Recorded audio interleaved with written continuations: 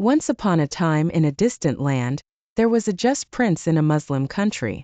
One day, he heard that the new judge of the town was fair and astute, and that no one could deceive him. Wanting to discover the secret of the judge's wisdom, and see if the stories were true, the prince disguised himself as a merchant.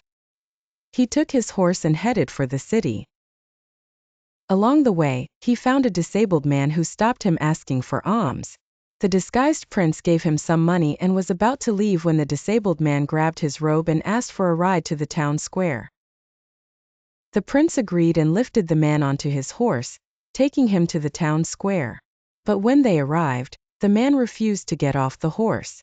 Angry, the prince asked why he wouldn't dismount, as he had taken him to his requested destination.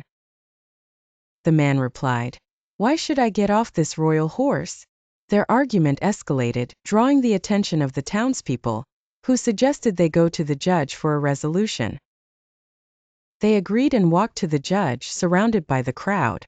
As they arrived, the judge's steward called the cases in order, starting with a dispute between a carpenter and a butter vendor. The carpenter claimed that while buying butter, the vendor snatched his wallet and tried to take his money.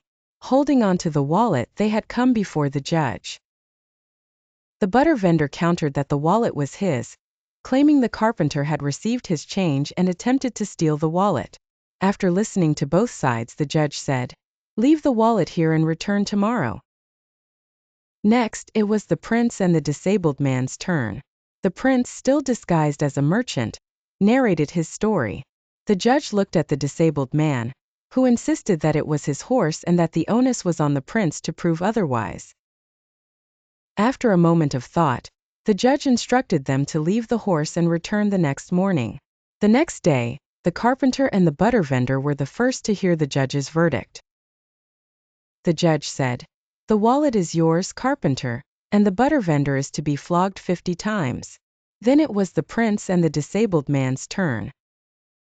The judge asked the prince if he could identify his horse among 20 others.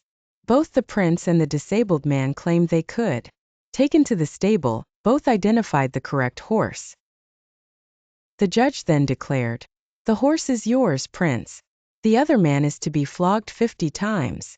After the rulings, the disguised prince approached the judge, curious to know how he had discerned the truth.